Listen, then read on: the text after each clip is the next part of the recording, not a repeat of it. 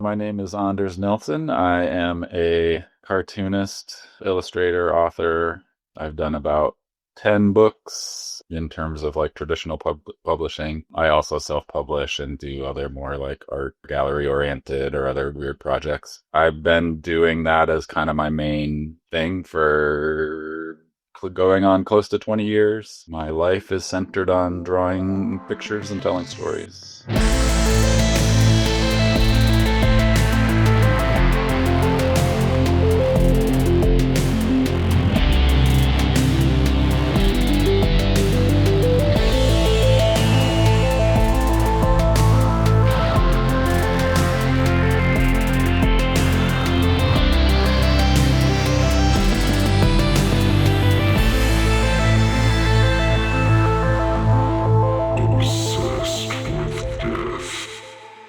Thank you for doing this. I know I just kind of randomly showed up in your inbox and was like, hey, do you want to talk about death and, whatever else you're comfortable with? So I appreciate you coming on the podcast.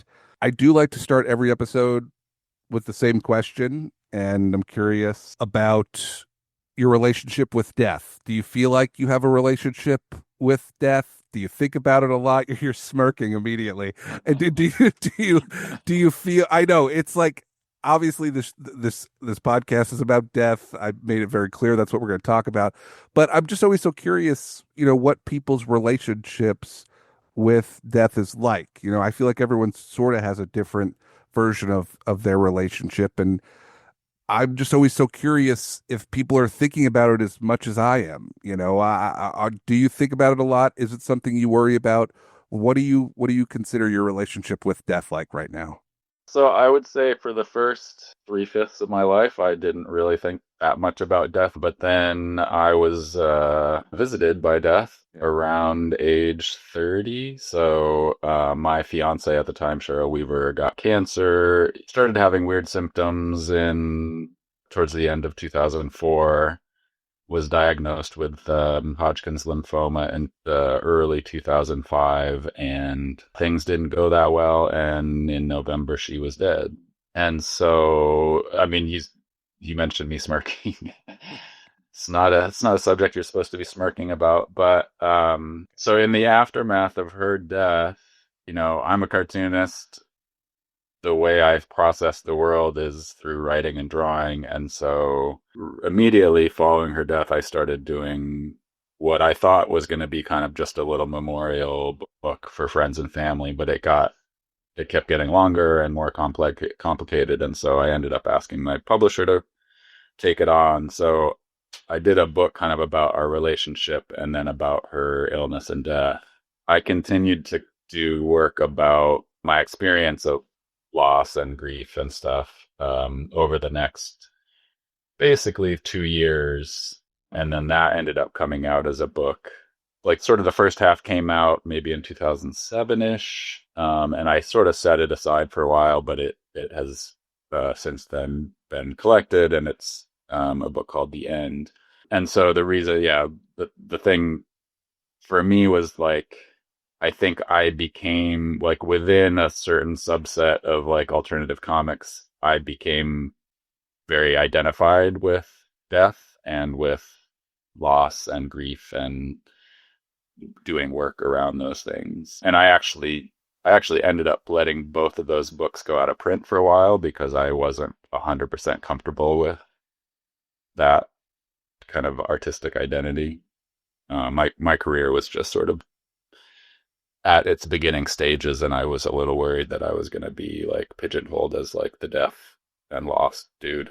So I do, yeah, I think about it. It's been 20 years now, and I have thought about it a lot in 20 years, and my ideas about death and what it means and what might happen afterwards and how to welcome it into your life or assimilate it into your life have grown and changed and evolved for sure. You mentioned not wanting to get like pigeonholed as like the deaf cartoonist or artist, which I totally understand, especially if it's like the beginning of your career. And it seems like one of your ways of trying to get around that was letting or not republishing the books or just, is there anything else that you did? What was there like a game plan? Like, how do you really go about getting out of being known as like this death artist or cartoonist? So what kind of happened is the first book came out, Don't Go Where I Can't Follow. I guess it was my second book, and it got some notoriety. I mean, there is always a chance when you publish a book that no one will read it and it will disappear. Yeah. Um, but that didn't happen with that one. Yeah, and it's like I was a young artist who didn't really know how the world worked or what to expect. And also both of those books and Don't Go in particular, well, both of them are, I'm bearing my soul and my experience to the world. So like by the time, there's a delay between finishing the book and then when it comes out, like can be as much as a year later or whatever. I think it was 6, 8, 10 months. And even in that amount of time, my feelings about things had sort of evolved. And I remember getting the book and sort of opening it up and being like, holy shit, what did I just show the world? Like, sort of felt like all of a sudden I'm walking down the street in my underwear or whatever. And then it also is complicated with life. It's like 2 years later, I was starting to date again and having books out. Like, whether you mean to or not, and whether the relationship is or not, like, when you do a book about a relationship, it automatically makes it feel epic and whatever, legendary or whatever. It's like, it elevates it. And so that felt a little bit complicated as my life was like moving on and reconstructing itself. But so what did I do? Like I just kept working on other stuff. Like Yeah. I was already serializing a long graphic novel, and I just kept working on that and working on other projects. And I let those other two books go out of print for a while. Life moves on and attention moves on, and this other book, Big Questions, ended up coming out in 2011, and attention shifted to that, and then I started to eventually, like by 2011, 2012, 2013, it felt less. I felt that danger less acutely, and I was sort of, and I had by then sort of realized that those two books meant a lot to to readers. Like I was getting letters from people, or I was getting commentary from people that reading about my experience helped them with their experience, and that is something that felt important to honor, I guess. And time had passed, and it felt less sharp. Do you feel like just because there was some success around it, it may have made it seem like it was affecting your life more than it really even was? Or do you do you feel like that had a little bit of an effect on it as well? Obviously, like the whole situation was like so traumatic, and then you create this artwork out of it, and you're like not expecting that many people to like discover it and for it to sort of grow into what it is. But do you feel like looking back on it at all, like maybe it didn't have that much of an effect on your relationships or life, with like a different perspective on it now? Or was it like genuinely like affecting relationships? And, you mentioned dating. Like, I guess if you're on a date, they're going to ask what you do for a living. You're going to talk about your work, right? And you're like, oh, well, the last thing I wrote was about a past Yeah, relationship. Yeah. I don't want to get super deep into it, but like Yeah. when Don't Go came out, it became kind of a difficult thing for my new partner and I, in a way that, like, now looking back, I feel like I should have handled it differently. I should have taken that as a bit of a red flag, and Yeah. uh Yeah. We don't have to. We it's don't have to. hard to know, it's just hard to know what your perception, the difference between your perception of events and influences and like real life, whatever, like your perception sort of ends up being real life.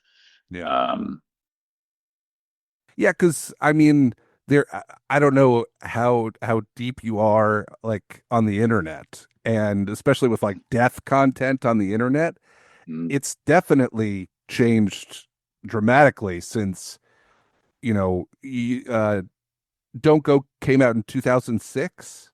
Was it yeah. 2007? So I mean, the internet wasn't even really a thing back then, and Right. now and now. obviously with Instagram and especially TikTok. Again, I don't know how familiar you are, but there is a lot of death content on the internet now. A lot of it focuses on grief. That's like a big part of it. There is a lot of different versions of like death content now.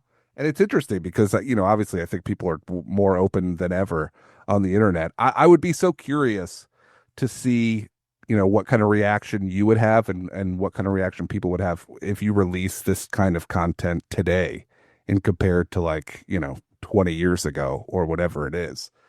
Right.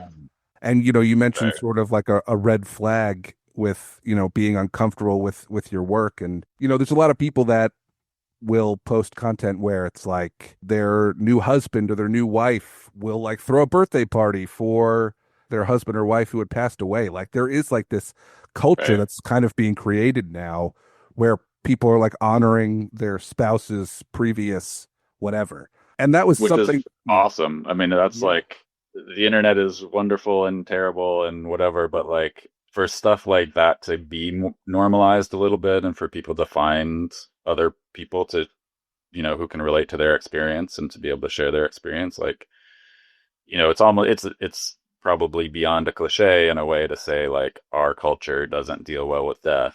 It's true though, and yeah. like the more that kind of content is available and findable for people, like the better, I think, probably. So I'm curious about something else. I was talking to somebody in a previous episode where we were talking about artists having their work released after their death, right? So like Yeah. Kurt Cobain was like the perfect example where like his journals were sold as books after he had died, and I just couldn't I couldn't imagine he would have been okay with that. You sort of created, Don't Go and The End. These are basically grief journals, but you're like still alive and going through it as it's happening. Do you have an opinion on artists' work being released like that after they're gone? And do you think part of what you did was similar in a sense by basically just like releasing these like grief journals as work? Yeah, it's interesting, like how I felt about releasing that work at the moment that I made the decision to release it was different than how I felt about it. I mean, I already alluded to this, like when it came out. Yeah. If I had waited a year and a half, I might have not put it out. Mhm. I might have thought about it differently. When you're in the middle, or at least for myself, like when I was in the middle of it, there was a part of me that sort of wanted to confront the world with it, like obviously part of loss is like being super fucking pissed at the world. And so part of you wants to like shove your experience in front of people and be look what I have to fucking deal with, and look what you're going to have to deal with at some point. Like you're all walking around like there's nothing wrong, but like there's something very wrong here. Yeah. And that's one of the things that sort of slowly passes and becomes less sharp. And like I used to kind of joke with people, I feel like both of those books maybe need a warning sticker on the front that's like, this is super fucking sad. I don't know if I'm allowed to swear as much as Yeah. I'm swearing on your No, on your yeah, podcast. absolutely. Please. Because it's like it's really intense, and like not everybody wants that. Not everybody's Yeah. like ready for it. I've got multiple messages from people about like picking up Don't Go Where I Can't Follow in a bookstore and just like starting to read it and then like dissolving into tears in the middle of a public place or whatever. Like getting back to the idea of releasing stuff posthumously, like I think yeah, there is a way in which like some of that stuff I might have considered out of bounds, and like there is work of mine around this subject that I'm not ready to share. Maybe I will be at some point. Maybe I'll continue to do work about it. Like it's still present in my life for sure. Like I literally have a file on my computer or on a hard drive that is titled "Publish this when I'm dead." You have a folder for it. How much is in the folder Well, right now? it's a particular project which I'm obviously not going to go into too Of course, deeply, of but course. No, I would never. Yeah. it's partly to do with my own feelings and like how I might look, and it's also partly about how other people might come off. Yeah. So, whatever, it's complicated.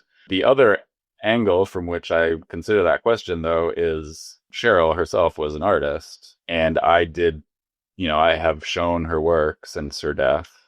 Yeah. The most recent edition of The End has a bunch of her work in the back as an appendix. And like there were times when she was still alive where she wouldn't let me show her work. Like I was a curator at a cafe that we both worked at for years and years, and like she wouldn't let me show her work.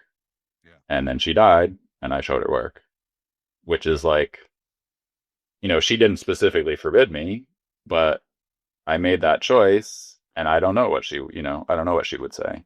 I think her work is remarkable and amazing and worth seeing, and like I just made that decision. And she's dead, so she couldn't say anything about That it. is true. Yeah, she sort of didn't have a say at the end there.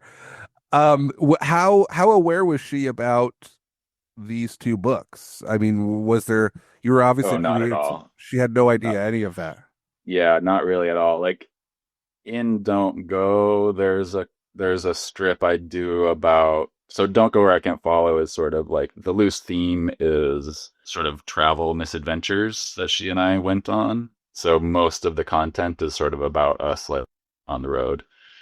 And so some of those like one is literally a handwritten letter that I wrote about a camping trip that she and I went on. She knew, that existed, and like I did a little comic strip about a trip to France that we went on, and she knew that existed. So like she was aware of some of what ended up becoming the content, but she didn't have, she wouldn't have had. And like so also some more of the content was me doing drawings of her in the hospital and like writing about that experience. So like she was alive during some of the creation of it, but it was not created with the intent of, being published and being shown to the world. You say you didn't really think about death too much beforehand, but do you think creating work about death has had an effect on what your relationship with it is, what your relationship with death is now? Yeah, 100% for sure. Yeah. For sure in terms of just like grieving and loss and stuff like that. But also for me, like losing my partner was the first time I thought about like where did she go? What happens afterwards? Like I come from a family that's very connected to religion. My grandfather and my uncle were both Lutheran ministers, but I've always been basically an atheist. Like it didn't stick.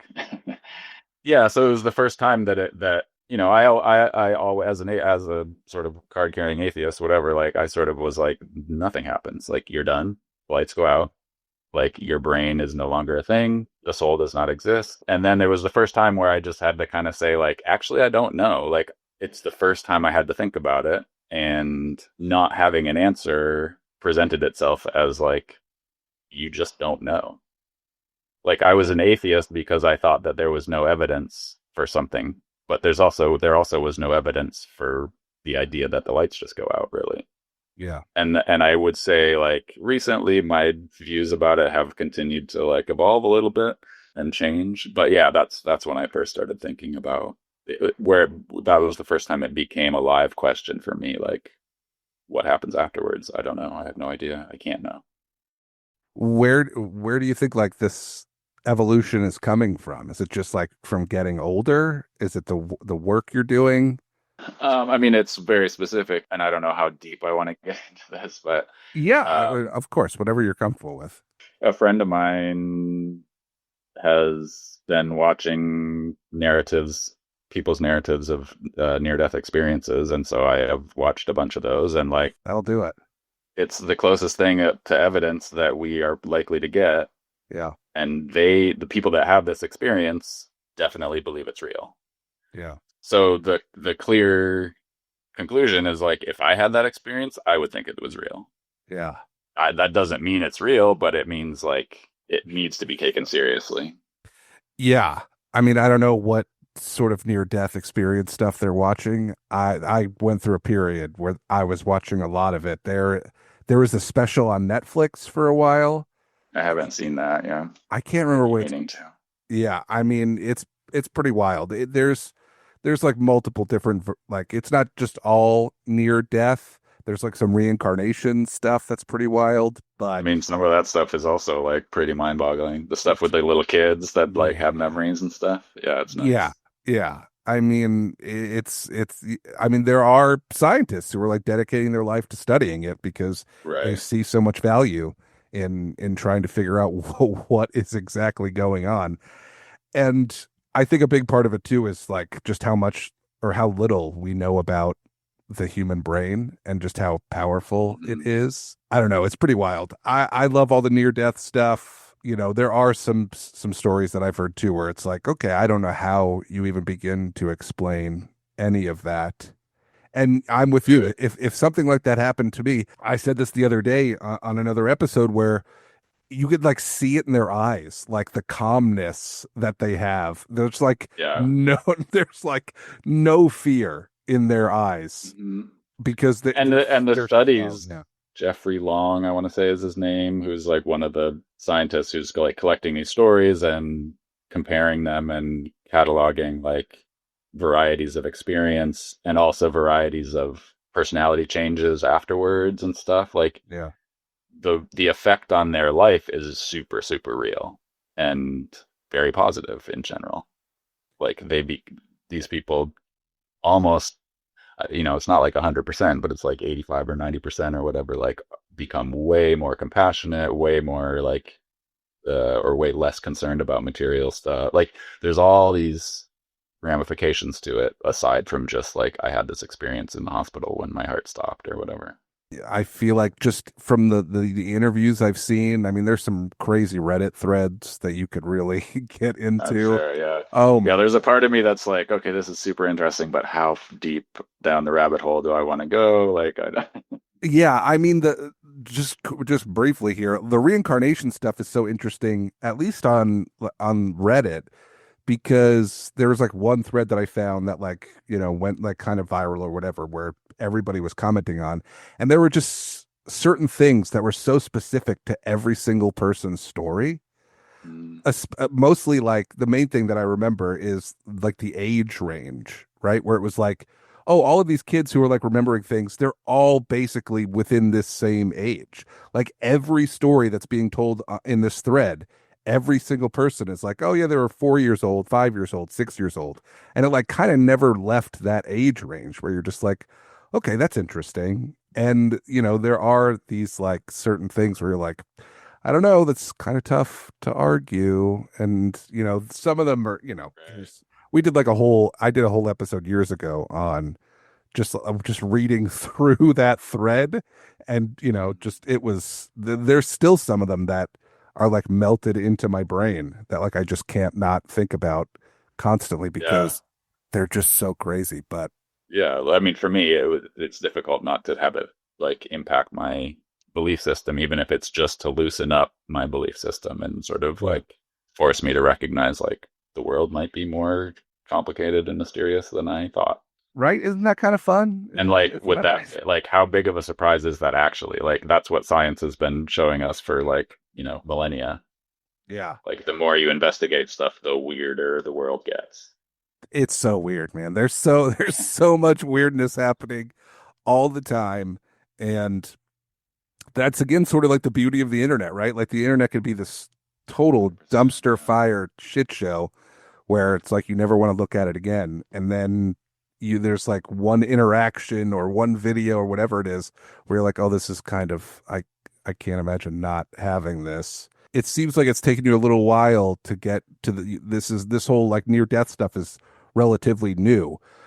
During the process of writing these two books, Don't Go in the End, was there any sort of research into grief or death, or was it just 100% just your emotion? I would say it was almost all just my experience and sort of processing my experience. Like I was really not interested in other people's experience, honestly, Okay. in certain ways. I mean, okay, that's not quite true. Like I did go to a grief group Okay. for a little while, Yeah. and that was really nice. Just to be able to talk to other people who like knew what I was talking about was Totally. very affirming. Yeah. On the other hand, I think it was like the next year that Joan Didion's book came out, The Year of Magical Thinking, about her husband dying. Mhm. And I was like absolutely not interested. And people would, it's like, people knew what I was going through, and a couple people sent me books of like, here's somebody else's experience, or here's like what so and so says about, and I was just like, no thanks, like totally not interested. Like I'm going through this, I don't need anybody else's story in my head. On the other hand, like music was super meaningful to me. Do you remember anybody specific that you were listening to that helped? Oh, for sure. Sufjan Stevens, Bonnie Prince Billy record, Master and Everyone. One of those songs actually ended up in a book of mine in Big Questions. What else? I don't know. Yeah, I mean, I could make a playlist very easily Yeah. Yeah. of stuff that would like there's a sequence in the end about sort of the aftermath of Cheryl's death, and there's one short sequence about like listening to a song over and over at top volume and like crying into a pillow, and then like going to a friend's house and that song like comes on at a friend's house, and I walked over immediately and just shut it off. Like, not here, can't do Yeah. this here. Sure. Yeah. Uh, so like I think a lot like some of that stuff is about death. Like there's also a I don't know if you know the band Van Pelt. Like there are some really powerful songs about death, Sufjan Stevens for sure. But then some of them are breakup songs. Like the Bonnie Prince Billy song is Hard Life, and it's clearly a breakup song. Mhm. But like death is just like, a really bad breakup that's It's super kind of the sad. ultimate breakup. Yeah. Yeah. It's a breakup you have no say in whatsoever. Yeah. I sort of interrupted your thought there to get some of these artists. I don't know if you were done with that original thought. I sort of I have no lost my idea. I sort of lost my train of thought there too. I get excited Oh, about I mean, I was saying that music was much more useful to me in my process than like reading other people's stories. Yeah. got it. Yeah. Yeah. Yeah, that was the grief outlet for you, not reading a book about somebody else's grief, essentially. That was not appealing to you. Right. And Right. that's understandable. I mean, I could definitely be guilty sometimes of people who are grieving and immediately being like, "Well, I know this great book. You could borrow my copy of it." Well, And and people do that with my books, like, I'm and that's sure they great, do. and it's like, Yeah, for some people it's exactly the thing they need, and I'm of sure course. for other people it's absolutely not at all, so like Yeah. whatever, like everybody has their own thing. It did one thing I will say is like it also really helped me think about art making differently. Like those songs that I was listening to, they really helped slash were just a way for me to process my experience in a way that nothing else was doing. And I didn't know art was capable of that really before. We all like everybody has that experience of like you have a breakup, you go through a breakup, and all of a sudden like these generic songs on the radio that you used to hate are like, Sure. deeply affecting you. And but I think going through an actual loss and having that experience like over the course of a couple of years really brought home to me like art has a kind of power that I didn't understand before that. Yeah, I mean it's like you said, right? Is like when once you're like going through it, certain things sort of hit a little bit harder. Like the song on the radio may not really have an effect on you, and then all of a sudden this thing happens. And I think that could happen with a lot of different stuff. It could happen, obviously, I think with like the work that you're creating and people sharing that with other people. Sometimes I like to share. There's not to just like go on a book recommendation run here, but I do kind of find like the technical side of grief interesting. And I don't even know if that's like the best way of putting it, but there's a book called The Grieving Brain where this neuroscientist, she studied people's brains while they were actively grieving, and it was just a really interesting Mm. way to look at grief because it was like so more technical than just like emotional. But Yeah. at the same time, I mean, there's so much emotion around the fact that like she's sitting there asking people who are actively grieving to like tell her their story. So it's like it's still there's like no way of escaping it. But she was like looking at it in a way of like, well, I'm curious to see like how the brain reacts to it. And what I thought was so interesting is she compared it to losing a limb. There's like the phantom limb theory or whatever you want to call it, where like Yeah. people lose their hand or their arm or whatever, and they could still feel it. And essentially, that's your brain like solving the problem of losing your arm is just making you feel like you could still feel it. And that's why people grieve basically forever because you lose somebody and your brain is like, how do I fix this? How do I give them the feeling that that person's, and of course, it can't do that. So it's just like, Right. and I just thought that was so interesting because you feel like you want to like beat grief, or it's like, how do I get over this? And it's like, I don't think you get over it. It gets easier, right? Right. But it's Right. like, I think that's what some people maybe struggle with sometimes, and why I think art and music is like so helpful because you could just sort of relate to other people and see how other people, react. And I don't know. I'm rambling There's here, a but there's a woman whose name I'm not going to be able to remember, and her book I'm not going to be able to remember. I cite it in the end in the afterword of the most recent edition. yeah, It was a book about sort of emotions, and she talks about like when you have a partner, when you live with somebody, you are literally becoming part of their like emotional and hormonal and physiological regulation. Like you are sure. regulating one another's physiology. Yeah. And so when that person disappears, like it is like you were saying, it's like losing a limb. You are literally losing part of your physiology because that person was helping regulate it. Yeah.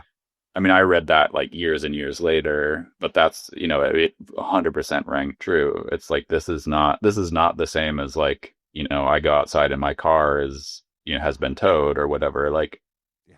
it's not the same as just like because our brains are used to absence. Like when something is absent, there's always an explanation. Like your car isn't there, well, it got stolen or it got towed or you forgot where you parked it or whatever. A person is not there, well, they've gone on vacation, they're on the other side of town, like whatever. Like death is different because they literally stopped existing. Like they are no longer anywhere in the world. They are, our brains can't really process that level of absence, I don't think. And for Right. something, and like we're, sort of talking about before, like this, I think the brain is so powerful. I feel like we know, we understand very little about how powerful the brain is. So I think when something that strong and that complex and that powerful can't fix something, it sort of maybe takes it out on you a little bit. And I think that's why grief is so powerful and so hard and Yeah. and lasts for so long. So Yeah. if Yeah. anyone gets anything out of this podcast, it's that you're gonna be sad forever. Get used to it. Oh, figure it out. Make a comic book about it. Write a song. Go to a grief group. You got to figure it out. You got to do something. And honor it and like I Yeah. mean, like I said, it's been 20 years. Like it's very present in my life, and like I don't always. I feel like when you do two books about it, some people probably think you're an expert, and you probably like I sometimes think maybe I should be an expert, but like I'm still, 20 years later, I'm definitely still figuring it out, and definitely still getting it wrong sometimes, or like misjudging myself.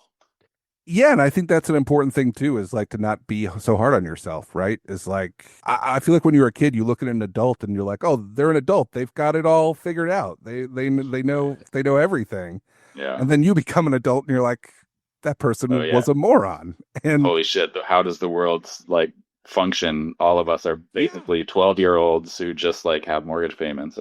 exactly. We're all here for the first time. If you're, if, or maybe not, if you're a reincarnation person, but we're all figuring it out. And yeah, I think it's a mistake to assume you've got anything figured out, especially grief. I mean, it's a tough one. We're getting close on time here. I appreciate you doing this. You did mention it's coming up on 20 years, which I mean, I'm sure you can't, time just in general goes by so quick for something, so I'm really struggling with words today for something so traumatic in your life to happen and for so much time to pass. It seemed like and obviously I'm just assuming here, there was a point where you didn't want to hear about anyone else's story. It seemed like there was a little bit of anger maybe in everything that was in the emotions that you were dealing with. Do you feel like that death has made you more aware of meaning and more aware of when you should appreciate something, or do you feel like it made you more skeptical? Just one quick I question, then would, we'll get out of yeah. here. I would say on balance, probably the former. Like, I think yeah, like whatever. Inevitably, I think I am a little bit more aware of the fragility of life and the fragility of the world and try to appreciate it more. That was definitely part of the process for me, and that's reflected in both books, but especially the end. That's I still give people the finger when I'm get cut off in traffic. Like I'm Okay. not Yeah, not perfect. sure. Yeah. So yeah, I don't know. It definitely has changed me in certain ways. I cry more easily at stupid sappy movies Sure. probably than I used Okay. to. Yeah. I think people say that about having kids too, which I don't have kids, but Yeah. when I encounter other people who are going through what I went through, I don't, I am not an expert, like I said, like I don't always know what to say, but I think what I know now is like say something. It's going to be potentially going to be awkward. You're potentially going to say something weird, but like open a door for them to telling the story or like don't pretend nothing's wrong. Yeah. I think if you haven't had that experience, not knowing what to say can be overwhelming and it's easier just to like pretend there's not a problem. But like I think why not acknowledge the problem? Like I preferred when or it was refreshing when somebody would like make a faux pas Mm, and like accidentally say something weird about death. It sure. was like, oh good, like somebody's actually said it. Now we can address it. Like I tell a story in the afterword to the most recent edition at the end that maybe about a year or I don't know what, several months to a year after Cheryl's death, I put her work up at this cafe that I was curating artwork at and organized like a blood drive and it was going to be a benefit and stuff. And so I was at another art event and I had postcards for Cheryl's show and it said in memorial or in memoriam or something. And I went to a group of like acquaintances, friends who were standing around talking and I just like handed them cards. And this one guy like looked at it and he was like, in memoriam, what did she die or something? And like, a few people in the group knew that she had died, in Of fact, course. and like Sure. his girlfriend like kind of gave him like this look, like Yeah. you know, Yeah. but to me it was like, ah, you just said it, Yeah. like yeah, she did actually, like we can talk about it. It's totally cool. We can totally Yeah. talk about it. Like it's not radioactive. Like I love it that we can now like the awkwardness now has been taken care of. We can all just be like, yeah, she died. Like I'm throwing this thing. Like y'all should come. And I'm sure, and I say this in the thing, like he probably to this day is horrified every time he thinks about it. He But wakes up in the like, middle of the night, yeah, thinking about that man for yeah, sure. yeah. But like I was very delighted that he said that. Yeah. It's so interesting how stuff like that really does help. It really does. Yeah.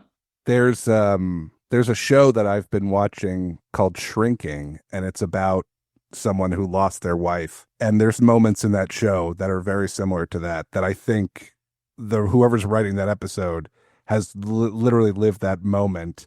There's one really quickly that I could think of where one of the characters gets a text and it's Harrison Ford. He's like in his 70s. He gets a text and he like makes this very, sad sort of, sigh basically after receiving a text. And the other character who's like 18 years old is like, geez, who died? And he's like, you and he's like, you can't make that joke to me. And then it cuts to the next scene and he's at a funeral. So it's like yeah, it's there's a lot of beauty in that show. I don't know if you watched it at all, but um What I kind of alluded to before, don't be scared of it. Yeah. Like embrace it a little bit. And if you're not dealing with it, like great. Whatever content floats your boat, awesome. But like it will find you at some point. Yeah. When it does, like if it's not directly in your life, like don't run away from it. If if you have a friend who needs you to go on a walk and just listen for an hour, like that's an honor. Go Yeah. for it. Go and do that. Be that person. Be the person who makes everybody uncomfortable with a Yeah. with a death Yeah. comment that you're unaware of. Embrace the awkwardness. Yes, absolutely. You do have a new book out right now, though. I would, of course, like you to, we're talking about stuff that came out 20 years ago. Please let everybody know where they could go to check out your work and check out what you recently put out. Yeah, so I just put out volume one of a book called Tongues, which is kind of a retelling of the Greek myth of Prometheus, but set in the present day, mostly in the Middle East. And there's a bunch of other stuff going on. It's a long, complicated adventure slash meditation on the state of the world. That's what I'm working on now, and I think it has a little bit of death in it for sure. Okay. But that's it's not the Yeah. primary subject of that one. And where could they go to go check it out? Any bookstore. It just came out in the spring, so a lot of bookstores Cool. will still be carrying it, but it's available at my website. It's available at Owl's independent bookstore near you.